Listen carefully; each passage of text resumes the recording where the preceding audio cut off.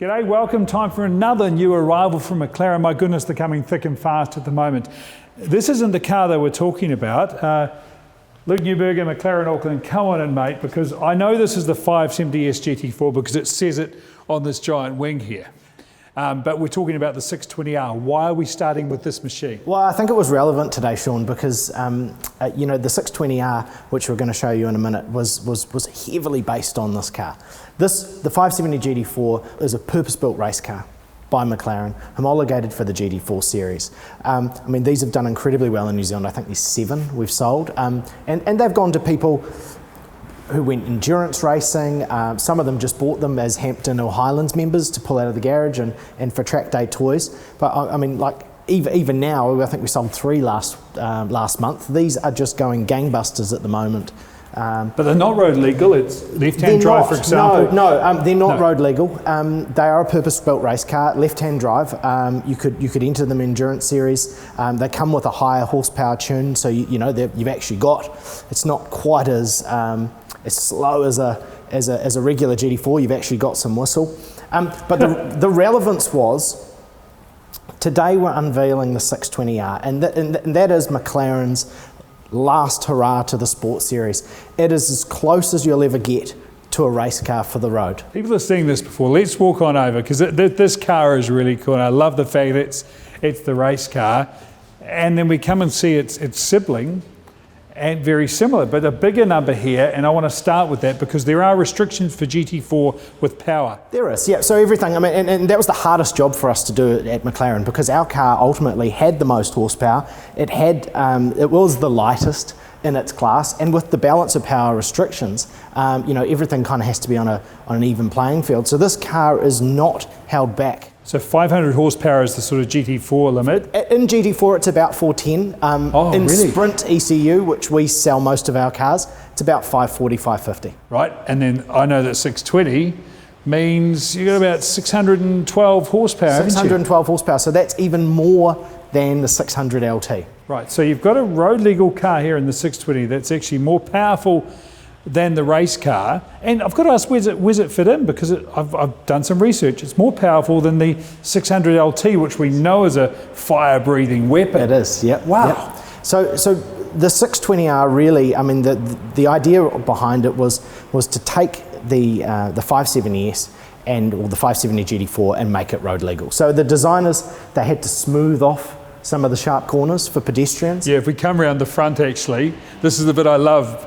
And I'll talk about the scoop in a moment. I love the roof scoop, because if we do look at the race car, that front splitter is quite aggressive. This doesn't look quite like the ankle chopper. No, it doesn't. I mean, it's still got the canards on the front. It's got an aero system in the front here with the nostrils, just like the 570S GT4. We could open that bonnet soon, because I took a peek earlier. It's really cool. But hey, can we look inside right now? I want you to come in, jump in, because there are some really cool things inside this car. Well, Luke, you look nice and comfortable in there, but I've got to say, there ain't a whole lot of creature comforts. No, there's not. Just like the race car, it's been stripped out, so it's lost the carpet. It's got a lightweight Alcantara interior. The race car has a V-Box system. With this car, McLaren's kind of developed their own V-Box system. So now, when you say V-Box, that basically records your laps. Yeah. If you want, you can even film your laps, see exactly everything you do, right? Yeah, so this car uses the car's GPS, and it data plots your lap time basically, and then you've got behind your head a camera and then a camera at the front. So you know, while you're in pit lane, you can go back and review your lap times. Yeah, I know that we can talk about what's not in this car, but I noticed there's a few red things. There's belts. You've got a big belt bar at the back here for the harnesses. You've also got the road seat belt, and these great pulls on the door handles. These does look race car. Well, yeah, no, it does feel race car. So the red pull straps, which are quite cool. I mean, it might look flashy, but really the reason is when you've got your harness on, you can't reach the door handle. So particularly great for people with short arms like me. Hey, and speaking of having things closer, that centre console's been shifted a bit too, because again, so you can reach it. Yep, centre console right at your fingertips. The modes in here slightly different. In the 620R to 600 LT, these will change the level of ESC intervention. But yeah, it definitely feels race car in here. But of course, you know, the other thing, when you look behind your head, you've got the 6-point harness, and you've got the rollover bar in the back there, which is pretty cool. That's what it's got. We talked about what it's got, but also notice what it hasn't. I don't see any speakers. Normally these come with the BMW speaker system. So this one was sold to a McLaren collector, and you know, he was pretty adamant he wanted the lightest version possible, so he actually deleted the stereo. Wow. But you could argue, and I'm going to mention it now, we talked about earlier, this roof scoop right above you with these amazing ducts that go down to the plenum, that this car probably makes a good sound. I know it's sold, but I've got to hear it, Luke. Yeah, absolutely. I'm looking forward to this.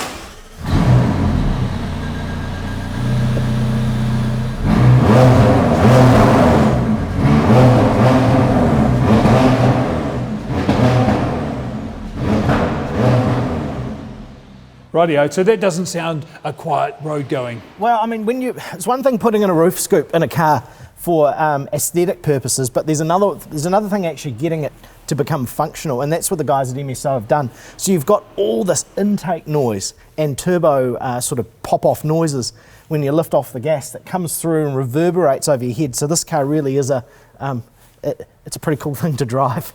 Before you jump out, I've got to ask, these seats, are they from a Senna? Straight from a Senna. Yep, thought straight so. From a Senna. You said MSL have gone to town on this car. They really have, haven't they? And I do have to ask, let's talk about the colour. We talked about the stickers all over the side of the car, and it really does look awesome.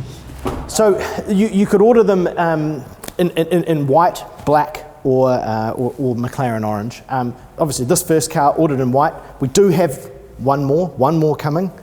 And that's it? And that's it, yep. So how many are being made of these? 225 in total. So if you look at limited production runs through the McLaren range, you've got Speedtail, you know, at 105, 106 cars.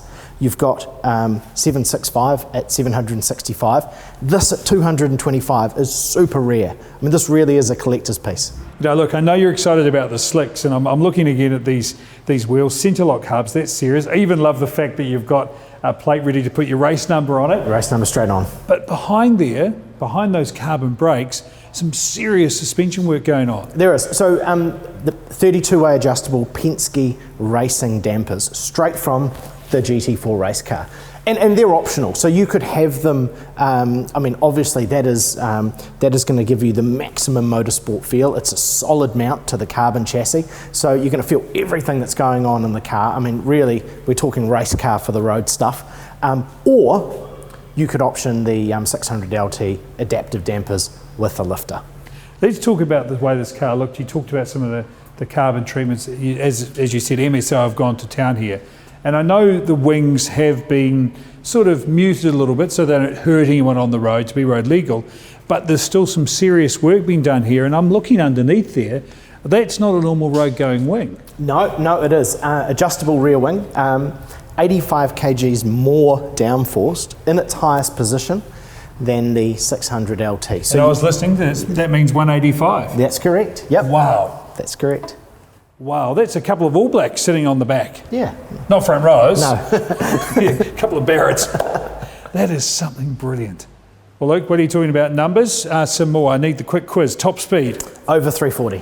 0 to 100? 2.9 seconds. It's fast, and only 2 coming to New Zealand, and this one is sold. This one's sold, but we have one more finished in black, which is available. Yeah, fantastic looking car, fantastic going car. Now, you know I always like to have my favourite things about the cars. This one, first time I've done this, I'm going to pop the frunk. Now, just come and look at this. So this is the intake, beautiful carbon work. That is so race car. It is, yeah. And very McLaren too. Yeah, it's a working nostril, so the air comes in through here, through the lower valance, exits up through the wing, and then of course goes to, if we shut the bonnet, straight into the roof scoop. And this aerodynamic trick was actually first discovered by Bruce McLaren, almost by accident. So that's a real tribute to the past. I can't explain the physics of it, but it's pretty damn cool. Hey, where does this car fit? Well, I guess the problem with a race car, Sean, is that they're very hard to take home. And I mean, I guess you wouldn't argue with me when we say this really is garage art. So the benefit of this car is a car you can you can actually take it home and you can put it in your garage and you can look at it. You know, often race cars, they sit at a race team, they sit in a shed, they remain at the track. This car, you drive it to the track, you drive it home, and you enjoy it all the time, not just on the weekend. I've done the logistics. As long as you can leave the tyres at the track, you don't need a trailer. Yeah, that's right. Just magic. Man, brilliant addition to the McLaren family. Thank you again for sharing it with us. Thank you, Sean.